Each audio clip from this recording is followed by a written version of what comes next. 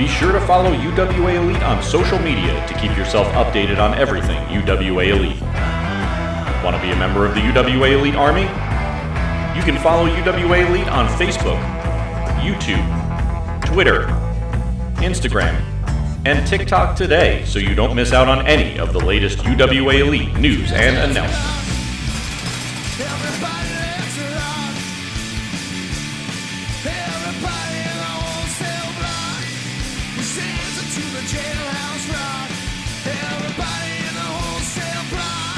Hello once again, UWA Elite Wrestling fans. This is the man of 1,000 spreadsheets, MC Hale, and I'm here with the card reveal for Dangerous Uprisings. It is happening Saturday, April the 8th. Doors open at 6 p.m. Bell time is at 6:30. Get your tickets at uwaelite.com and join the network while you're there. We are going to be at the UWA Elite Army Base in South River, New Jersey at the South River VFW.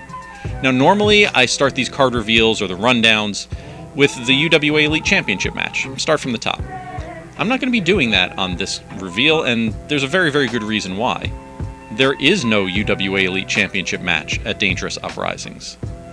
See, UWA Elite Champion BT Bull and Golden Ticket briefcase holder Ty Thomas have aligned themselves, have joined forces under the banner of Nicholas K. Associates, drawing the collective ire of most of you, the fans, a good portion of the UWA Elite roster, but perhaps none as much as Iron Man champion Lucas Finnegan and King Tech. You see, Ty had a really big hand in BT Bull's successful title defense at setting the standard against Lucas Finnegan, and then a little bit later on that evening, Nicholas K. was protecting his investment by distracting Ref Ryan T, allowing Ty Thomas to scale the ladder and literally rip the briefcase from the hands of King Tech, taking that Golden Ticket briefcase and smashing Tech over the head with it for good measure. And so a deal was struck. Backstage at Lucas Finnegan's gig on St. Patrick's Day, as a matter of fact, where the Fighting King and Queen proposed an alliance with the Master of Skirt Style. A tag team, Tech and Finnegan, taking on Nicholas K. Associates. Well, Nicholas K. responded on behalf of his protege, underling. The organizational chart of Nicholas K. Associates is a little bit fuzzy, but we're going to go with it. Nicholas K. basically blaming Finnegan and Tech for getting in the way of BT Bull and Ty Thomas. However, in his most generous spirit, Nicholas K. has agreed to that tag team match on behalf of Bull and Thomas, declaring that it would just add to the celebration that he already had planned. And that brings another point. The celebration, we've seen Nicholas K. do this before for BT Bull on his UWA Elite Championship victory, but this is one of those little things that maybe you don't think of. Where in the evening is this celebration going to happen? If it happens early, then is that going to take some of the energy away from Bull and Ty Thomas? If it happens later in the evening, then perhaps Bull and Ty will have lost their match to Finnegan and Tech. However, if I know anything about Nicholas K., I know that he has plans and contingencies galore. It's a tag team matchup. Nicholas K. Associates, BT Bull and Ty Thomas, against the Iron Man champion Lucas Finnegan and King Tech. So speaking of the Golden Ticket ladder match and Ty Thomas stealing that victory, there was no small amount of controversy outside the ring as well. You see, Ref Ryan T, as we know, was distracted by Nicholas K and was unable to see the goings-on inside the ring, but it's unclear what Ref DM Stevens was looking at as Ty Thomas was hitting King Tech, as Tech was trying to claim his second briefcase in 3 years. What we do know, however, is during a post-match interview between Shannon May and Flash Carter, Ref DM Stevens could be seen in the background accepting an envelope from Nicholas K. Now, if you know anything about independent professional wrestling, you know that frequently wrestlers, referees, etc. are paid in envelopes. So this could simply be a matter of Ref Stevens dropped his envelope, Nicholas K. found it, and returned it to him. It could be something more nefarious than that. Now, of course, Ty Thomas has taken to Twitter, attacking me personally for pointing out the dual possibility here, and he insists that no, Nicholas K was just being a good citizen, doing his duty as a good citizen, and returning DM Stevens' pay envelope. I personally don't trust Ty Thomas as far as I can throw him, but he may be telling the truth here. Now, there are 4 other wrestlers who were in that match who also have a legitimate beef with the way that match ended up. And Dave Swan had a sit-down, or maybe calling it a charge-up meeting is more appropriate, with Sean Damage McNellis, Mike Seaway, Eric Corvus, and Robbie Roller. Swan promised an investigation, but more importantly, a way of trying to set things right, or as close to it as reasonably possible. Now, with Dangerous Uprisings comes the return of the Cell Block 6 match. 6 competitors, all handcuffed to the ring post outside the ring. One by one, they are released from their handcuffs, entering the ring into an elimination match, with the last man standing getting a UWA Elite Championship matchup against BT Bull. And so, Dave Swan has announced that the first 4 entrants into the Cell Block 6 match are going to be Sean Damage McNellis, the Captain Mike Seaway, the Mat Mechanic Eric Corvus, the Hunter Robbie Roller. But MC Hale, I hear you say, what about the other 2 spots in the Cell Block 6 match? Well, you incredibly intuitive hypothetical viewer, one of those spots is going to be announced on April 8th, the day of the event. However, the other one, that other person is going to have their work cut out for them. Because not only are they going to have to go through 5 other men in the Cell Block 6 match to claim their victory, but they're going to have to win their way into that match to begin with in a Fatal 4-Way. This Fatal 4-Way matchup is going to feature 2 men who we are very familiar with on the UWA Elite roster, and 2 relative newcomers as well. The 4 members of the Fatal 4-Way Win Your Way In match are TJ Blade, a veteran of the UWA Elite, former tag champion, former I champion, and as a former Brawl for It All winner, might be the best bet to take home a victory in 2 multi-man matches in one night, if he can get there. Bulldog Pittman. With a victory over TJ Blade in his first UWA Elite matchup, Pittman certainly showed potential for greatness in this company, but can he do it a second time in a Fatal 4-Way, and make it through with the other 5 competitors in the Cell Block 6? Chris Powers. The Hollywood stuntman is used to being in matches with 3 other wrestlers. However, one of them is usually on his side. Can the man who made his name in the Army of the Dark Angel and Estranged take that step toward the singles title picture? Jim Wilder. Jungle Jim Wilder hasn't been with us very long, but is already showing improvement with his first victory coming at setting the standard over Rex Griffin. Is Wilder biting off more than he can chew, or will he slither and soar his way to victory and into the Cell Block 6? So it seems the Golden Ticket match was not the only match that had a little bit of controversy attached to it. See, CMD, Boom Harden, and Deshaun Pratt thought that they deserved a UWA Elite Tag Team Championship match against the champions, the Justice League. Unfortunately for them, Anthony Michael and Chris Steeler don't see it the same way. As a matter of fact, at setting the standard, they sent their own hand-picked mercenaries in the form of the Slime Balls, Sage Chance and Tommy Rant, to take on CMD in their stead. Well, at the end of that match, CMD was on the brink of victory when a video showed up from the Justice League distracting CMD and allowing the Slime Balls to claim victory instead. Now, in a video that you can see on the UWA Elite social media right now, CMD said that the Justice League weren't even there. They weren't even in the building, and they got into our heads. It's something that they're really blaming themselves for. However, now that the Justice League are telling them they have to climb that ladder again from the first rung, well, they're going to go right back after the Slime Balls on their way to do it. Now, on the other side of the coin, the Slime Balls are saying, we took out the UWA Elite Tag Team of the Year. So absolutely, we'll accept this challenge. We'll go after CMD again. And if we beat them a second time, well, that sets us up for a UWA Elite Tag Team Championship match against the team that hired them, the Justice League. There's a lot on the line in this matchup. At Dangerous Uprisings, you are going to see CMD, Boom Harden, and Deshaun Pratt against the Slime Balls, Sage Chance, and Tommy Rant. Tag team matchup. Don't miss it. Speaking of the tag team champions, Chris Steeler and Anthony Michael still need to have their first match of 2023. And to the surprise of absolutely nobody, they could not recall the names of the team that they hired to take out CMD, the Slimeballs, who apparently weren't even paid for their mercenary duties. But what they did remember is to call out CMD again, and to let them know that, yes, they do have to climb that ladder again, and rather than face CMD, they're going to very generously rebuild the tag team division that they claim they have single-handedly decimated. They're going to bring in more new tag teams. They brought in the Slimeballs. They're going to bring in another young tag team that they think they are going to simply steamroll. Well, we heard from that tag team.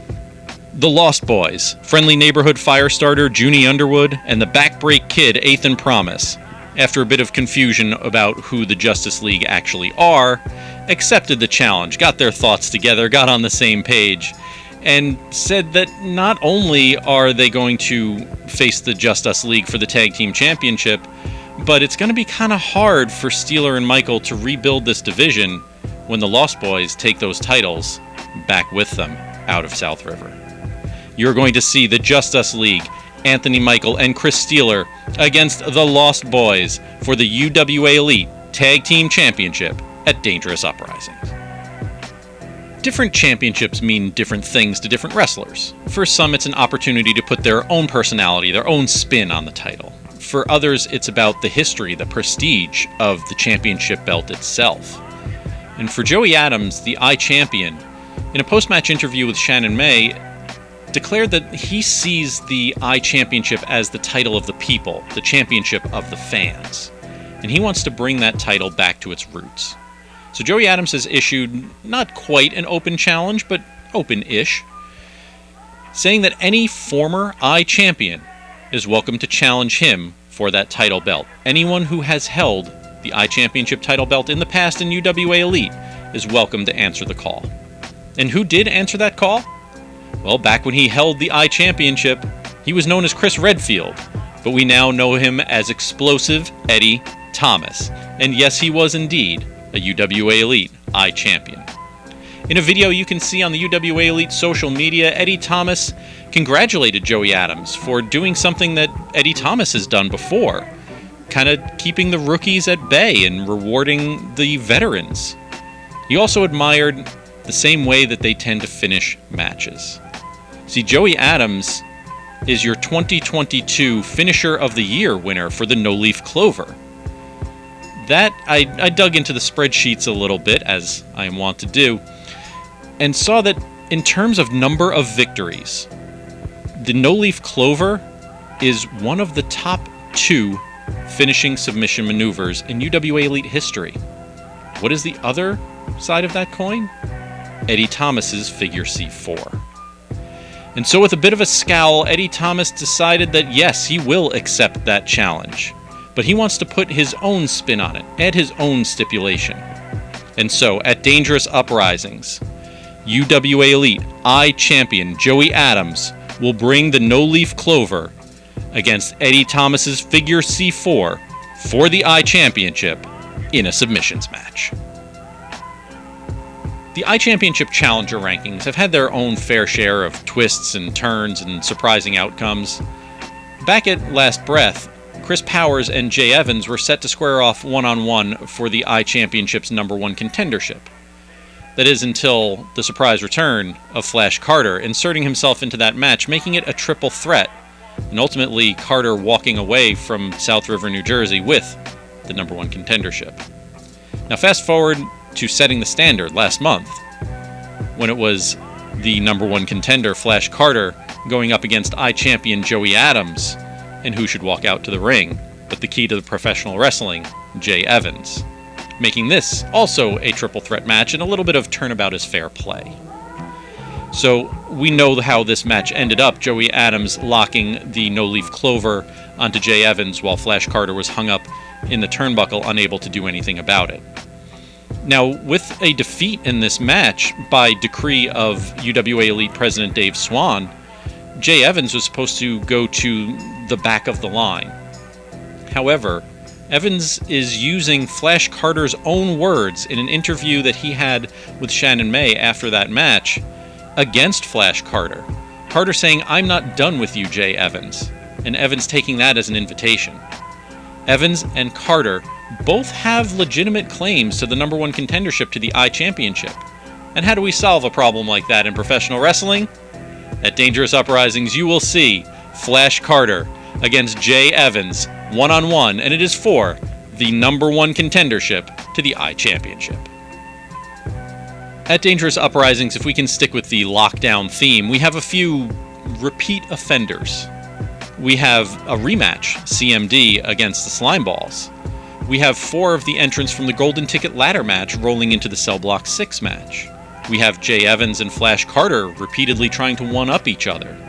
So if we can stick with that theme for one more match, let's talk about the student versus the teacher, or should I say the student versus preacher. Early last year, we saw a string of stellar matches between Preacher Phineas James and the then up-and-coming pre-CMD Boom Harden.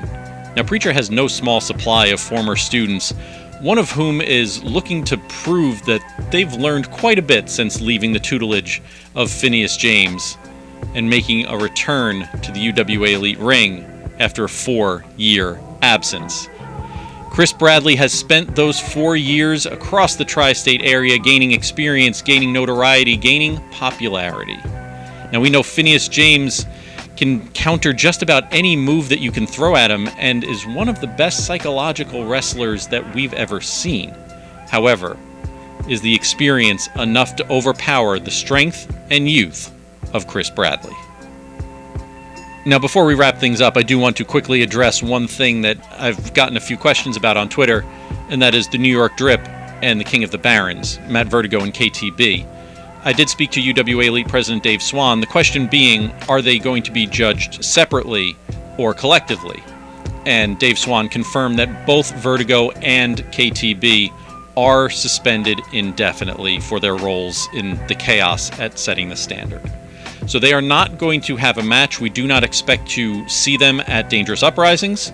However, we also did not expect that President Dave Swan was going to be taken out in a post-match brawl between Vertigo and KTB, or that that brawl would seemingly continue during a post-match interview between Reverend James and Matt Vertigo. UWA Elite fans, Dangerous Uprisings is coming your way Saturday, April the 8th. That is the card rundown. That is everything that you can expect to see when you come to the South River VFW in South River, New Jersey, the UWA Elite Army base. Be there on Saturday, April the 8th. Doors open at 6 p.m. Bell time is at 6:30. Get your tickets at uwaelite.com and make sure you join the network while you are there. $6.99 a month for everything that UWA Elite has to offer in its entire history. I can't wait for this event. I hope to see you there also. Dangerous Uprisings, Saturday, April the 8th. Until then, this is the man of 1,000 spreadsheets, MC Hale, saying I will see you at ringside. Everybody let's rock. Everybody on the cell block stands to the jailhouse rock. Number 47 said to number 3, you're the cutest jailbird I ever did see. Sure be delighted with your company. Come on and do the jailhouse rock with me. Let's rock. Everybody let's rock. Everybody in the whole cell block stands to the jailhouse rock. Let's rock now.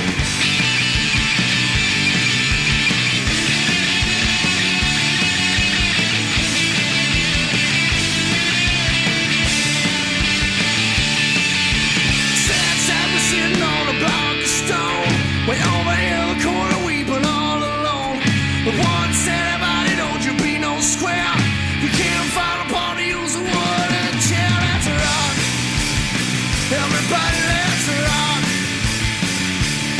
Everybody in the whole cell block stands into the jailhouse rock. Simply Henry said, bucks for heaven's sakes. No one's looking out, the chance to make a break. But to turn the shifty and he said, nix, nix. I wanna stick around while I get my kicks. Let's rock. Everybody likes a lot. Everybody in the wholesale block was dancing to the jailhouse rock. Everybody in the wholesale block was dancing to the jailhouse rock. Everybody in the wholesale block was dancing to the jailhouse rock.